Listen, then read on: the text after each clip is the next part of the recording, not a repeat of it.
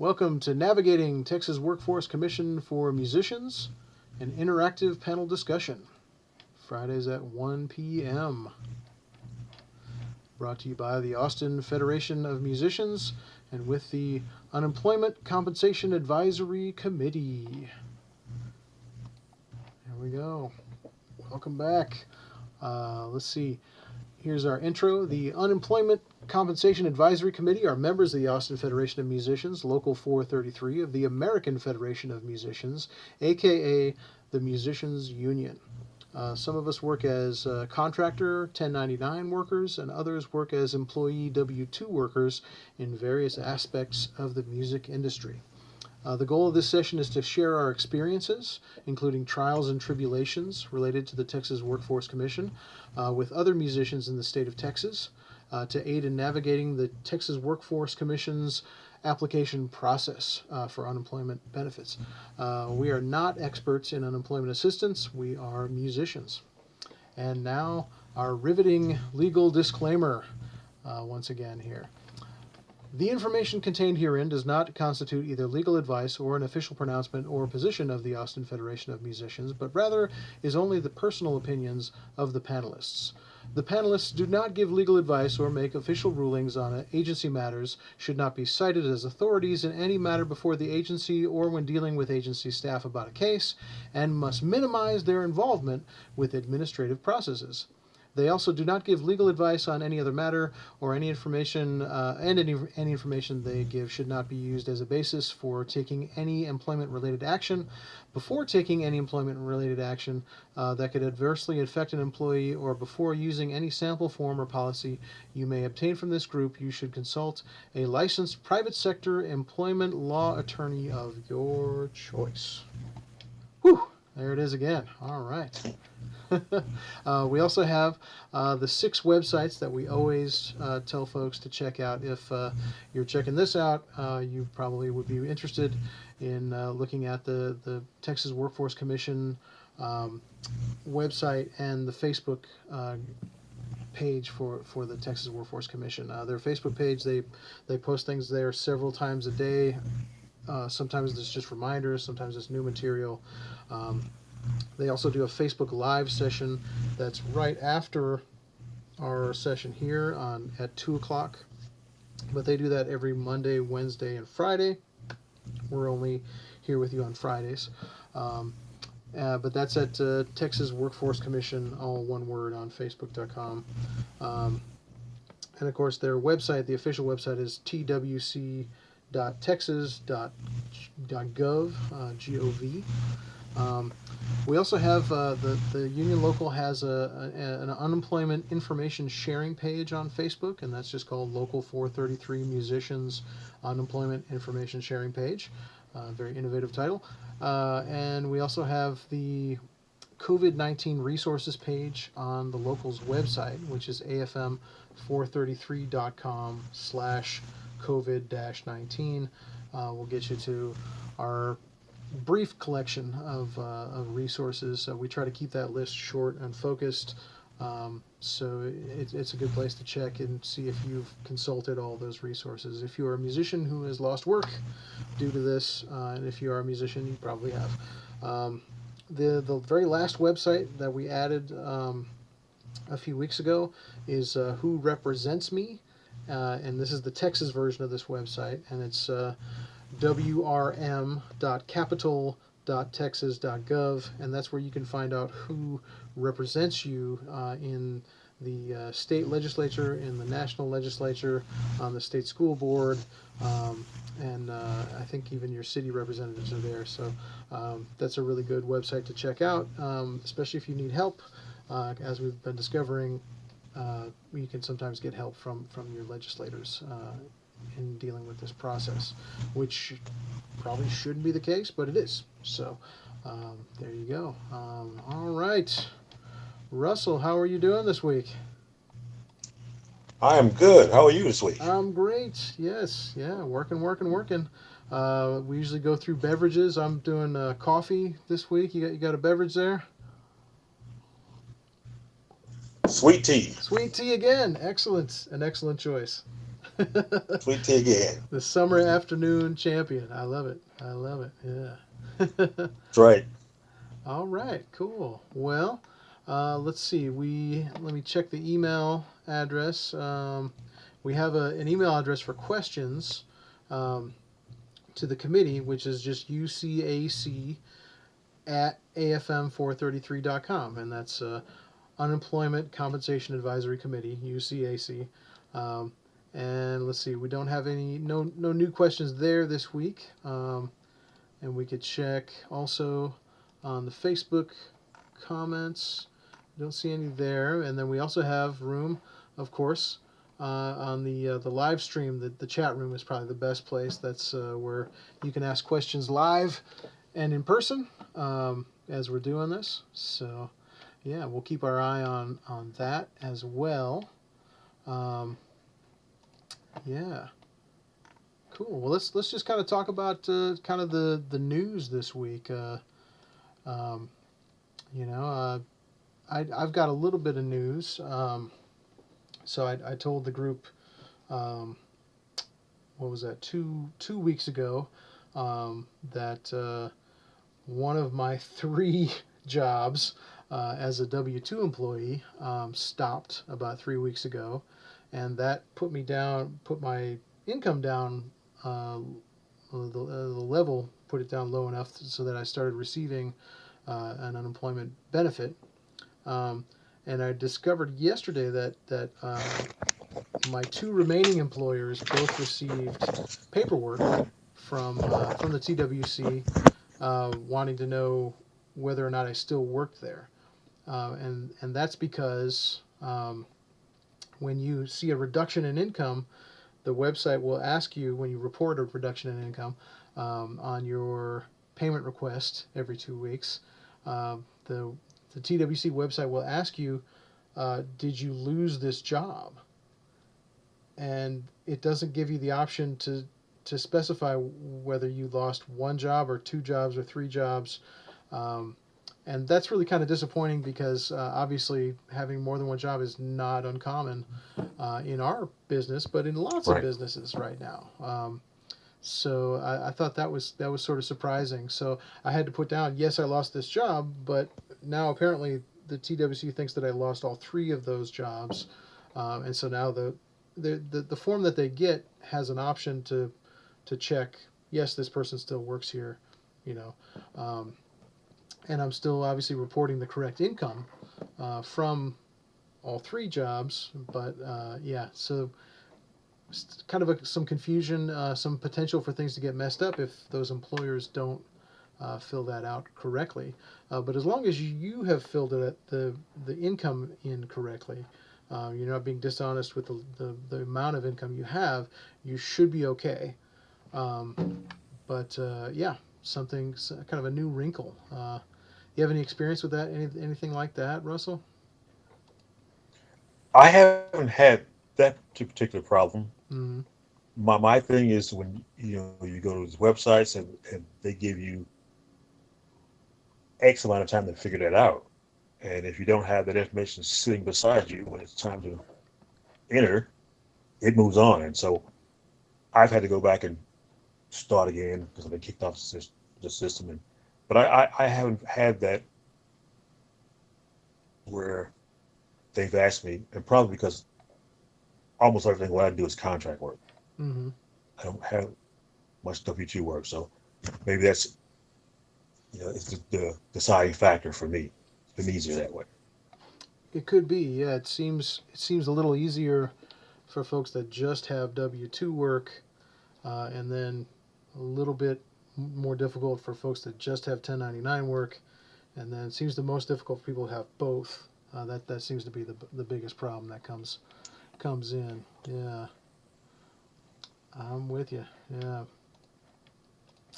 So the other big news, of course, this week was for musicians, at least in Austin, in the Austin area. We were talking about this before the show, but is that Musicians Relief Fund from the city of Austin is going to open up on June 8th. And what's the story with that? The list of information's out there so we can get ready, um, but it's all what is it? ATXrecovers.com. Yeah, ATX recovers, but it's really an AustinTexas.gov website, and that link just goes there. And it has a link to the Austin Creative Space Disaster Relief Program and a link to Austin Music Disaster Relief Fund. That's the thing that starts on June 8th.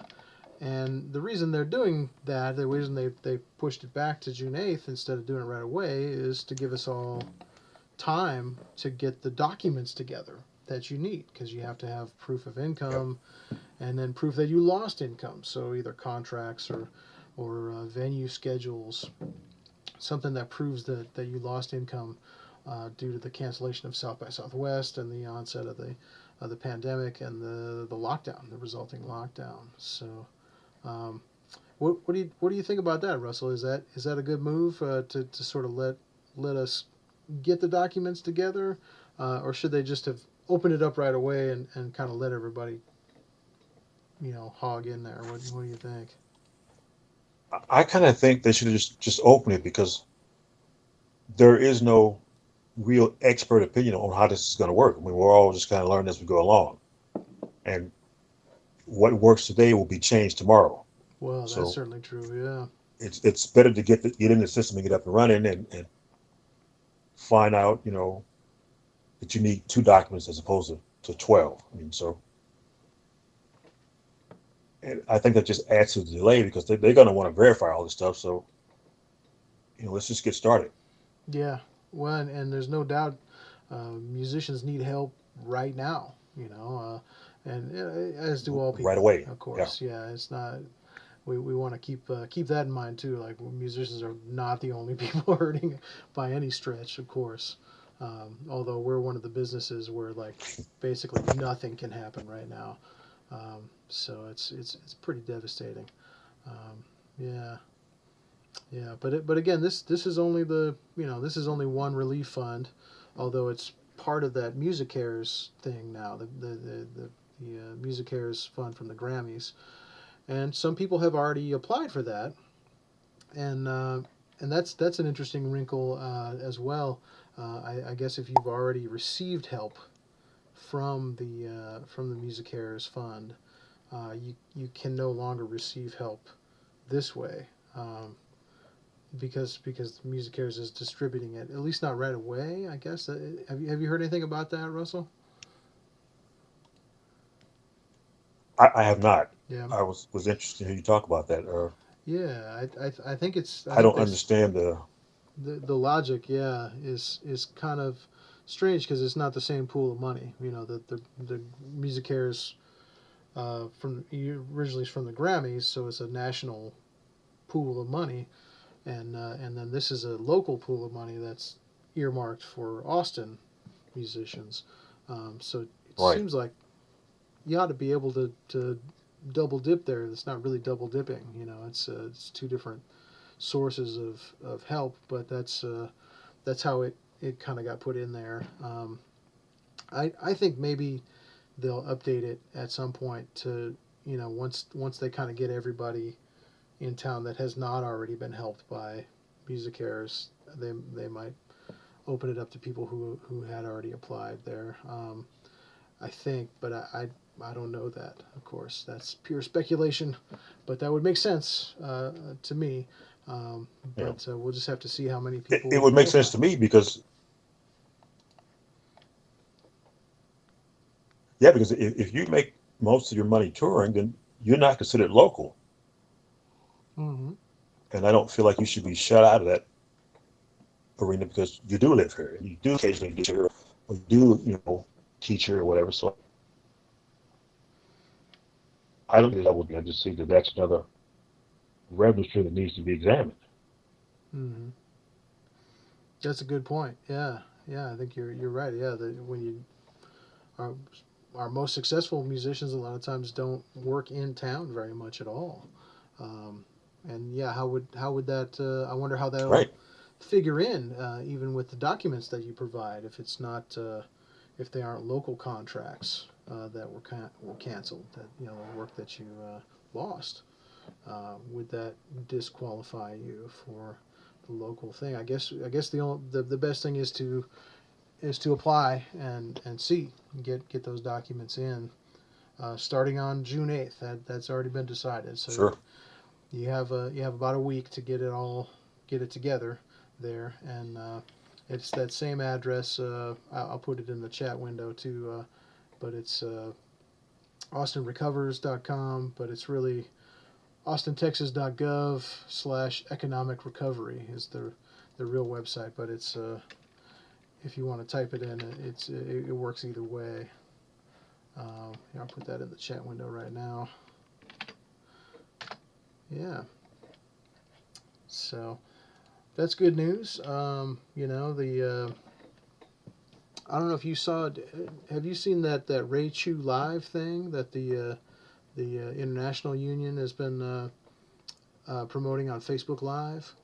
You have a chance to check out that show at all, I Russell? did see it. Yeah. Uh Some huh. some pretty I did see it. high powered guests were on that, and that's been raising money for the AFM Musicians Disaster Relief Fund, and that's available to union members on afm.org. Um, and that's I think they're starting with very small grants because they're trying to get it out really fast to lots of Sure. musicians.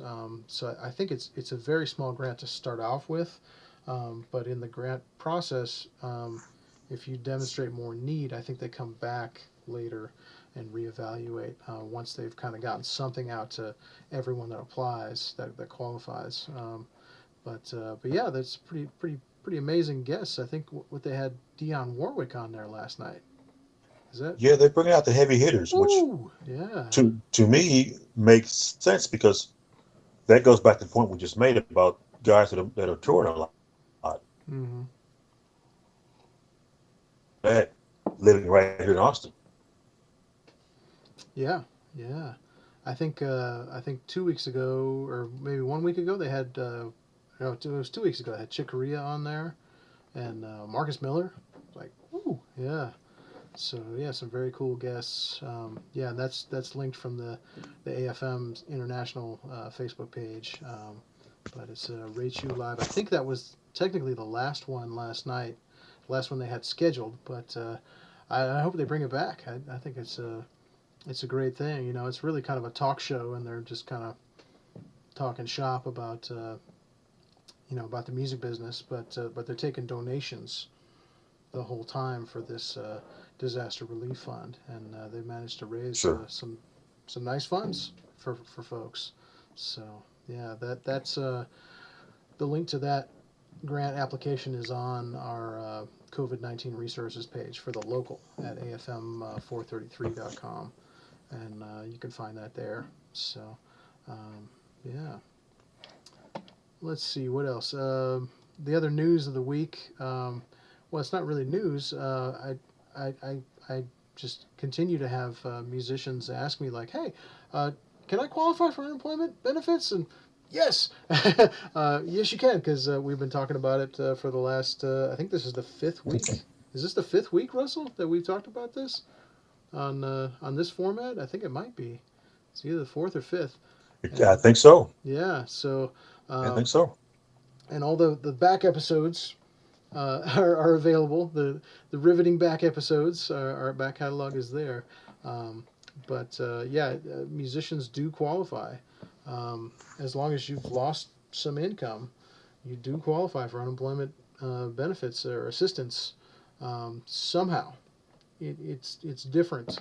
Um, and I guess we could talk about this real quick. This is kind of review if you've been following the panel discussion all month, but that's okay.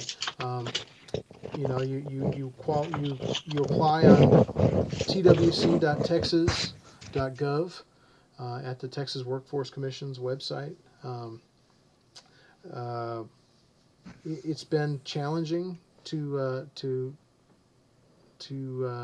apply. because the website's been so busy, but that is starting to slow down a little bit. You can also apply by phone, but that's also difficult to get through. They have eliminated the paper application. You cannot apply with a paper application anymore. So if you have received one of those paper applications in the mail, you can't use that anymore. You have to either use the website or the phone. Um, they do still have the what is it, the area code, your phone number. They have certain times Mhm. a day you can call uh, according to the area code of your phone number. And I think that also applies to using the application online as well. There's still certain hours of the day that you can use it according to your area code. But then I think after 5 or 7 o'clock at night, whenever that is, it's open for everybody. On the weekends, it's open for everybody. It's kind of open there. So you got to get that application in there. Um, it's a little smoother if you mainly make money as a W 2 employee. That it's a little easier because that's what the system is designed for. That's what they originally designed it for. Um, but if you make money primarily as a 1099 contractor, um, there's a way to do that now as well. That's kind of the new part of the system that they've put in, and you can do it. If you make money from a combination of both W 2 and 1099 sources, it's a little more difficult, and you may need to apply. They used to say apply one way and then reapply in a different way and see what works. You can't do that anymore. It won't let you reapply. You have to apply once, and then after that, you have to talk to someone if you want to change how you've applied or how you're in the system. But the important thing is for musicians to get in the system, and that's a way you can get some help to survive this thing because the work is not going to come back. We appreciate everyone innovating and trying to do work, trying to find ways to work, uh, but really it's the audience is going to have to be comfortable coming out for entertainment, using a public bathroom, using public parking spots or public transportation, being in a public place. The audiences are going to have to be really comfortable with that before all of our work really gets back to normal, and that's going to take a long time. So, if you haven't applied for unemployment or these other grants, other forms of assistance, and you've lost income, in music, yeah, please get started, and we're here to help you. So, yeah, ask questions. But anyway, let's keep going, talking through the process. Did I get that part, Russell? I think the application is the start. Eventually, Yeah, I the mean yeah, that you can't finish if you don't start. that's exactly right. And Yeah. since we have several streams of revenue, you need to have all of that covered, and don't wait to think, oh well, I still have this stream. No, just if you lost one, apply. No, that's a great point. Yeah, you don't have to have lost everything. If you're still working and making some money, you can still apply because what we've lost is significant. You know, and yeah, don't think because we've been classified as non-essential or something like that that it doesn't matter because it does. It matters to the economy Right. in general. It matters to our business and our profession. American musicians, we make probably the most valuable cultural export in the world, really. I mean, I think that's fair to say, don't you think? I mean, Oh, absolutely. if you're I mean, talking about cultural value, cultural, you know, uh, power, the American musician, that's it, So, um, yeah, I think it's very important for us to get everybody through this. Uh, so, but let's keep going. So, what happens next? The application. You get the application done. Then you get a statement of benefits from the Texas Workforce Commission. And if you work 1099 and W-2, you might get two of those at some point. Um, and if you, especially if you work 1099, you may get a denial first. You may get a statement of benefits that says you do not qualify, and then receive another statement of benefits that you do qualify under the pandemic unemployment assistance program rather than the standard unemployment insurance program. So you kind of have to keep watching for those things. Oh, and sometimes you'll get them in the mail, and other times you will only receive documents from them in the correspondence inbox. And you have to sign up for, and when you apply originally, you have to, at the end of it, you have to sign up for electronic correspondence, and that's where you have a little inbox when you log into the TWC website, and it'll have little notifications for you there. And I do have to say this is still true, at least for me. Um, it says when you apply for that they're going to send you an email every time they put something in that box. And for me, that hasn't been the case at all. I've never received a notification, and they've probably put 15 to 20 documents in that box over the last 2 months. And the only way to know that happened is if you check, if you log in and check what's in your correspondence box. So that's where the statement of benefits appeared for me, and then I think you get instructions. That is the next step. You get instructions to make a payment request. Is the next thing, and the payment request is you have to do that every 2 weeks, and they give you a specific day that is your regular day to do that. So it might be Sunday or Monday or Tuesday or Wednesday, but it'll be the same going forward. Um, and that's making a payment request is another option when you log into the TWC website. It's on the right hand or left hand side of the screen, and you you click on making the payment request, and that's where you declare how much you've made in the last 2 weeks. And it's divided up into the 2 weeks, into individual weeks, and you say what you got paid for in this week, what you got paid for in this week, and then it decides. You don't have to come up with an amount. That's something that a lot of musicians get confused about because we've never used the system before mostly. So you don't have to decide an amount for yourself. The TWC decides that based on what you actually made in the last 2 weeks when you make the payment request. So it's not just a payment request, it's also that's where you declare what your income is. Now, if you make a little more income, you may not qualify for a payment that week, or you might. So it's important to stay honest and keep putting in what you're making if you're making any money at all. Some of us aren't making anything, so it's easy. You just put zero. But if you are making something, lessons, home recording sessions, even some sort of way you did a gig, there might be some income there. So you report that, and keep honest because that this is all part of your taxes at the end of the year as well. So you want to stay honest about it, but keep reporting Sure. that income every 2 weeks, and that's how it happens. So yeah. Did I miss anything? Can you think of anything I missed, Russell? I don't know. There's a lot of Yeah, parts.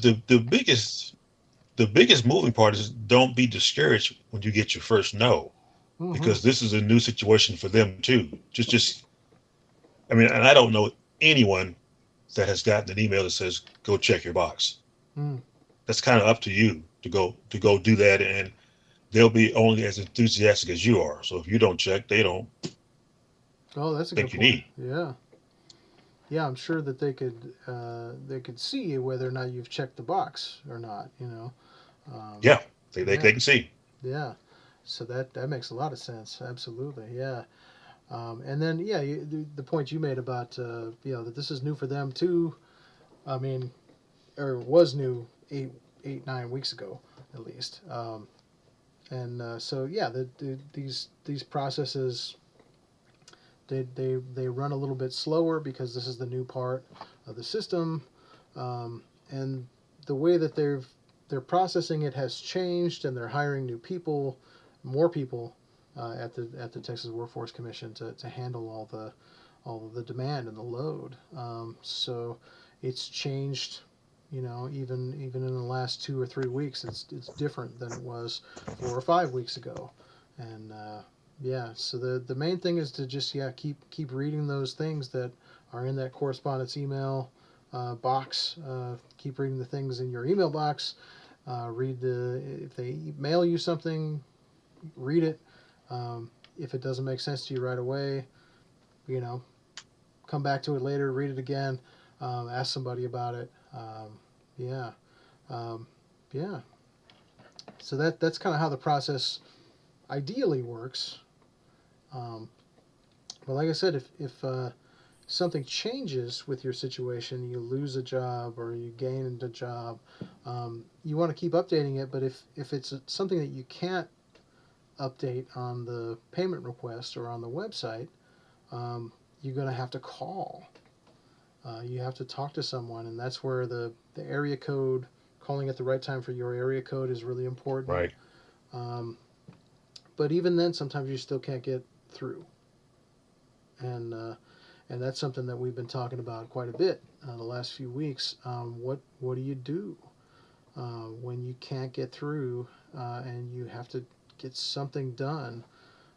Something's not right with the way that you're in the unemployment system. Um, that's when you start looking for your representatives, because sometimes you can find a Yep. kind of a backdoor into the phone system that way. And we had several folks on the show a couple weeks ago that were able to get help that way, and that was very encouraging. So, yeah, we were talking with Tracy. We talked with Teddy from up north a little bit, and they were able to get some help that way. Um, and that's why that Who Represents Me website is so important. You can find out who is actually, who you are actually a constituent of in the Texas state legislature, especially. Um, it can be valuable to talk to your national representatives and senators, but the Texas Workforce Commission is obviously a state. It's a state agency, so you're better off talking to your Texas state senator, Texas state representative, and they have more, I guess, skin in the game at this level. So that's what's worked out. We especially like to thank Senator Judith Zaffarini's office. That's Yep. who helped out some of our folks. It's Thank very you. helpful. Yeah, um, and that worked for several folks. But obviously, you should have more traction with whoever represents your district. So you can find that out on Who Represents Me. Um, and yeah, I think that's the way to go in that particular instance. But yeah, man. If I might add something on that, Oh, I please. think you should go to that website, Who Represents Me, anyway. You should know that because this is all in a big push and a big rollout to make sure that we will never be classified as non-essential again. Because they know we're here, they know what we do, Yeah, and so that information is very helpful. And you should call them from time to time, let them know that you're out there. absolutely. Yeah. I mean, as musicians, we're always fighting against that sort of supposition or negative, you know, what do I want to say, like a misconception that we are not business people, because we are. You Sure. know, I love it, Russell. When on your Facebook post, you always say the business of music continues, or the music business goes on, and that's true. We're still There's doing yep, business. there's a reason for that. Yes, Yes. Yeah. Yeah. we're open for business. Yep. Yeah. Yeah. We're still working, and any way that we can, and You know, we are capitalists like anybody else. absolutely. That's a good way to put it. Yeah. Right on. Right on. Well, let me check the chat room here. See if we have any live questions. Not right now, but let's just go through a few of these questions I had I had already. What work have you seen, Russell? Musicians able to do during this quarantine? Have you what have you been doing yourself, or what have you seen musicians able to do during all this? There are still plenty of revenue streams for teaching as Yeah, well as remote work. There, if you don't need a huge setup. I mean, if you got a PC and a way to record, a way to interface, you can work. yeah, And these are streams that have been around for a while. This isn't something that's new. mm-hmm. And the pandemic won't change those, whether this goes away or not. Those revenue streams will still be there. And I've actually seen guys who are now lecturing on the circuit, doing it virtually, which I never thought that would work. But you walk into a room and they sit a laptop down and turn around and there they are. Huh. What do you mean by lecturing? Like to groups of people that maybe have Yeah, like paid to, for to groups of admittance or people something? mhm, Wow. or a chat that is centered around, like, say, for instance, for us, I've actually seen a guy lecture on a dominant seventh chord. Hmm.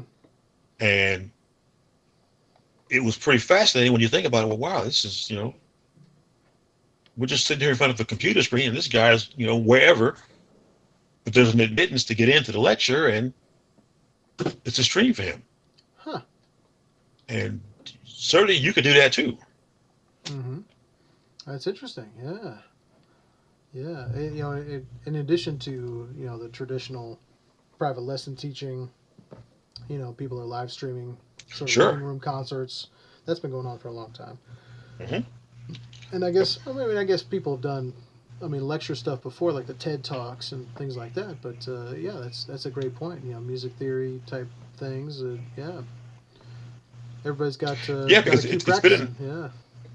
sure, it's been in the classroom for a while, but now you can do it independently. You can just reach out to a guy and say, well, I'm going to have, you know, a chat room full of these amount of people, and what would you charge to get, this lecture delivered? And you go from there.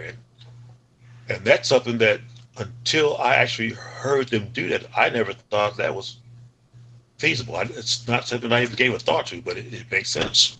Yeah. It can be done. Yeah.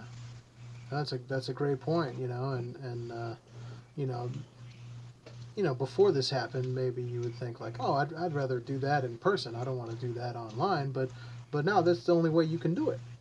We have to keep in Right. mind the audience. That's the only way they can experience these things too. It's not just us locked in our houses, although it seems like it sometimes. Yeah, Right. excellent point, man. Yeah, um, and of course you can do the recording thing too. You can record for clients and things like that. And exchange files digitally, and Sure. I've been doing some of that work. I know you've been doing some of that work as well. Um, the union has the thing called the single song overdub contract that's actually built from the ground up to work for remote sessions that you're Right. doing at your house, and you can still have all the protections of a union contract going forward as far as the mechanical royalty rights and pension and everything else. That's a really good way to do it, and it's actually, man, it's a really easy contract. I think our brothers and sisters in Nashville did a great job coming up with that. And Yep. then, It's real concise. yeah, Everybody knows what to expect, and yeah, you don't need, 4 or 5 attorneys. Here it is in black and white. We all hmm, know, and if you sign this, let's roll. yeah, yeah, it's great, man. And of course, brother Dave Pomeroy had a lot to do with that, who is also a bass player. So love the bass players. Yes. Bass Yeah, player yep, man. coming through again. Right on, right on. Let's see. Um, well, Russell, what do you think? When will you feel safe going back to work? It's So, funny we're talking about this now. I just got an offer from a friend of mine to do a gig in his driveway next Friday.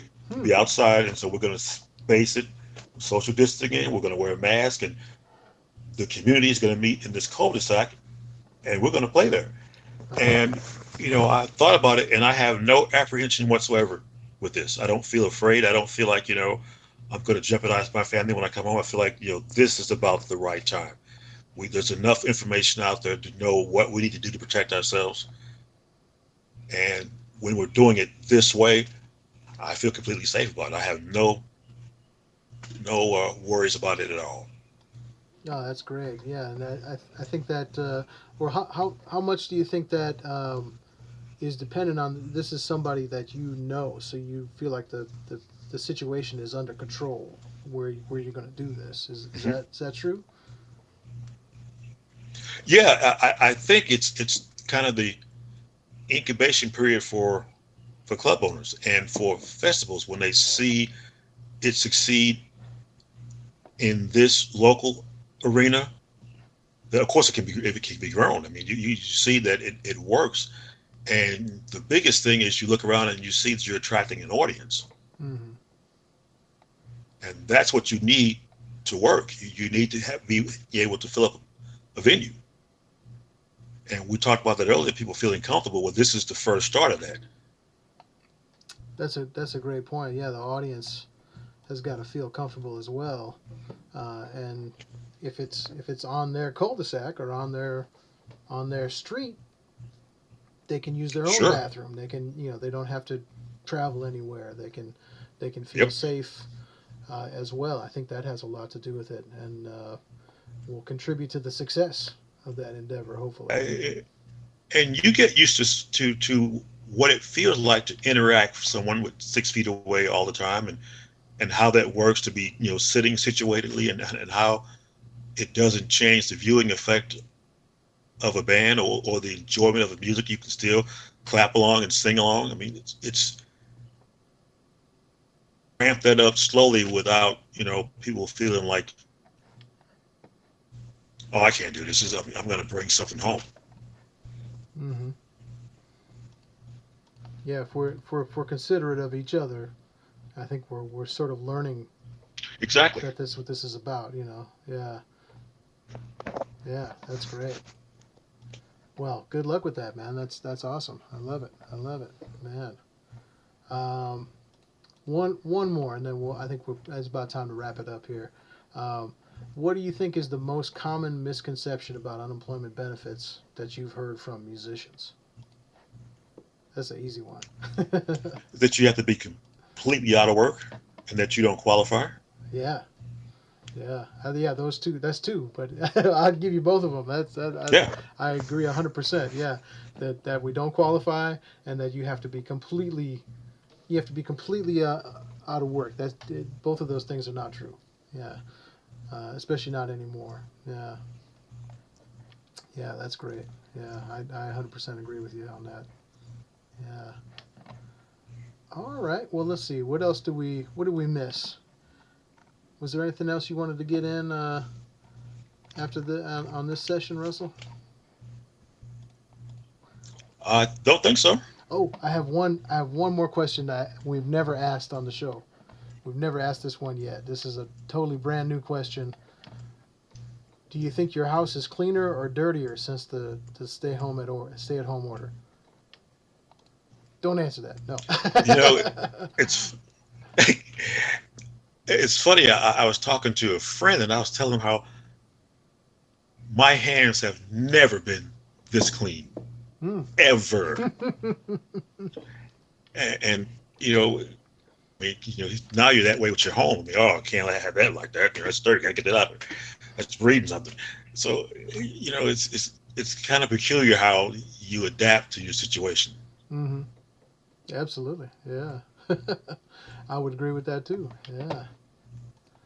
Right on. Okay. Well, let's wrap it up here. Check one more time in the chat room. All right. Yeah. So I guess the main thing is we want people to not give up on all this. You know, stay in music. If you're a musician, you're gonna still be a musician, after this. You can make it through. Right. You're valued, you're loved.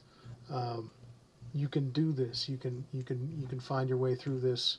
You can find help um, if you need it, and if you do need it, ask for help, because we need to make it through this as an industry and as a profession, and it's very important to us, but it's important to America, and it's important to the whole world. The whole world relies on American music, um, and I think we can make our way through this. So, yeah. Any parting thoughts, Russell? As an old military guy, I had my first sergeant who would always tell me, "Okay, now let's go lean into it. Let them know we're here." And I try to use that as my moniker. Let's just lean into it. I love it. I love it. Right on. All right. Well, let's keep leaning into it, and we'll see you next week at 1 for Navigating Texas Workforce Commission for Musicians. Have a good day.